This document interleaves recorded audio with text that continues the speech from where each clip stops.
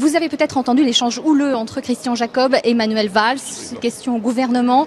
Christian Jacob accusant finalement le Premier ministre de piétiner le Parlement en faisant usage de ce 49.3, avis forcément que vous ne partagez pas. Écoutez, je suis toujours frappé quand l'opposition vient donner des leçons, et surtout quand c'est M. Jacob, tout ça est absolument absurde. Il y a une constitution.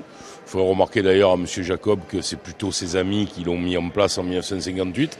Cette constitution permet à un gouvernement, quand il y a une conjonction de gens qui sont en désaccord sur tout, mais juste d'accord pour vous faire tomber sur un texte, d'employer la responsabilité du gouvernement.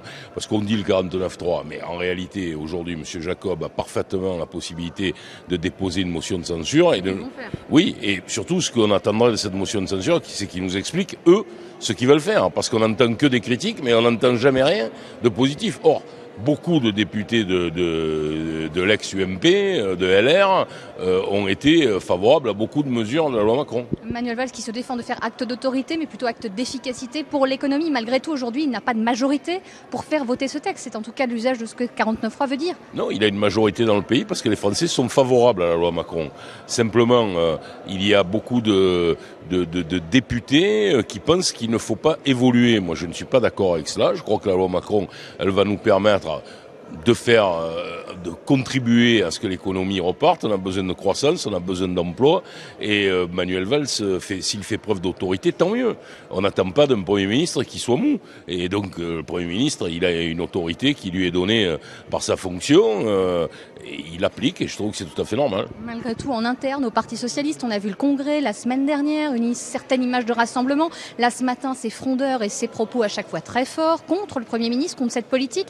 Qu'est-ce que ça peut donner à terme, finalement? Écoutez, c'est regrettable que les militants socialistes, députés, n'aient pas à cœur de respecter les décisions de leur congrès. C'est vrai que c'est une inquiétude pour moi, parce que je vois que malgré le débat qui a été long et dont les résultats ont été clairs, 60% des socialistes sont d'accord pour soutenir la politique de François Hollande et de Manuel Valls, ils continuent dans leur... Frondeurs qui continuent de fronder, il faut en tirer certaines conséquences peut-être? Je crois que c'est à eux d'en tirer certaines conséquences. Il y a une majorité dans ce parti.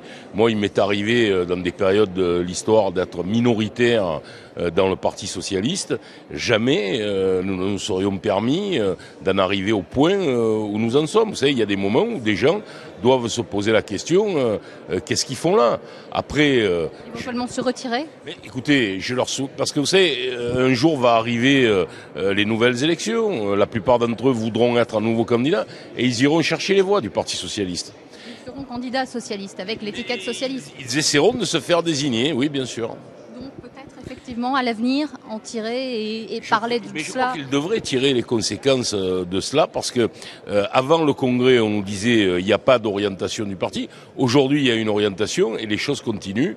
Moi, j'en appelle vraiment à la réflexion, parce que si nous avons 2 ans de cette façon, il est évident que le résultat, nous le connaissons. Vous savez, le Parti Socialiste, depuis maintenant 3 ans, son principal adversaire est en son sein. Donc je pensais qu'avec le Congrès, cela pouvait se résoudre. Manifestement, ce n'est pas le cas, je le regrette.